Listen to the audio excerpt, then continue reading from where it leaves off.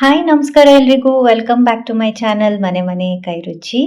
ಇನ್ನೇನು ಆಷಾಢ ಮಾಸ ಮುಗ್ದೇ ಹೋಯ್ತು, ಶ್ರಾವಣಕ್ಕೆ ಕಾಲಿಟ್ಟಾಯ್ತು.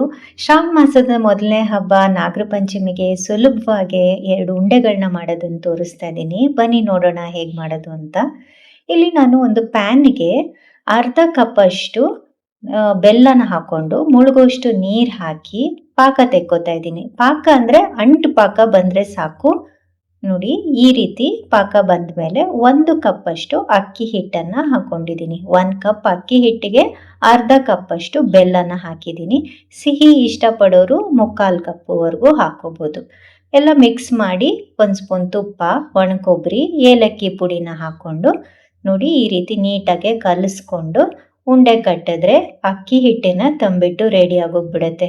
ಆರಾಮಾಗೆ ಒಂದು 10 ನಿಮಿಷದಲ್ಲಿ ಈ ಉಂಡೆನ ಮಾಡಿಕೊಂಡು ದೇವರಿಗೆ ನೈವೇದ್ಯ ಮಾಡ್ಬೋದು. ಈಗ ನೆಕ್ಸ್ಟು ಎಳ್ಳುಂಡೆ ಮಾಡೋಣ. 1 ಕಪ್ ಅಷ್ಟು ಕಪ್ಪು ಎಳ್ಳನ್ನು ತಗೊಂಡಿದ್ದೀನಿ.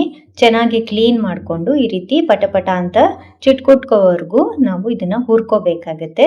ಹುರಿದಿರೋಂಥ ಎಳ್ಳನ್ನು ಮಿಕ್ಸಿ ಜಾರ್ಗೆ ಹಾಕ್ಕೊಂಡಿದ್ದೀನಿ. ಅರ್ಧ ಕಪ್ ಬೆಲ್ಲ, 1/4 ಕಪ್ಪು ಒಣ ಕೊಬ್ಬರಿ ಮತ್ತು ಏಲಕ್ಕಿ ಪುಡಿನ ಹಾಕ್ಕೊಂಡು ನೈಸ್ಗೆ ಪೌಡರ್ ಮಾಡ್ಕೊಂಡಿದ್ದೀನಿ. ಮೇಲ್ಗಡೆ 1 ಸ್ಪೂನ್ ತುಪ್ಪ ಹಾಕ್ಕೊಂಡು ಚೆನ್ನಾಗಿ ಮಿಕ್ಸ್ ಮಾಡಿ ನೋಡಿ ಉಂಡೆ ಕಟ್ಟಿದ್ರೆ ಎಳ್ಳುಂಡೆ ಸಹ ರೆಡಿ. ಕೆಲ್ಸಕ್ಕೆ ಹೋಗೋರು ಸಹ ಆರಾಮಾಗಿ ದೇವರಿಗೆ ಈ ರೀತಿ ನೈವೇದ್ಯ ಮಾಡ್ಬೋದು. ಇಷ್ಟ ಆಗಿದ್ರೆ ಲೈಕ್ ಮಾಡಿ, ಶೇರ್ ಮಾಡಿ ಮತ್ತು ಸಬ್ಸ್ಕ್ರೈಬ್ ಮಾಡೋದನ್ನು ಮಾತ್ರ ಮರಿಬೇಡಿ. Thank you.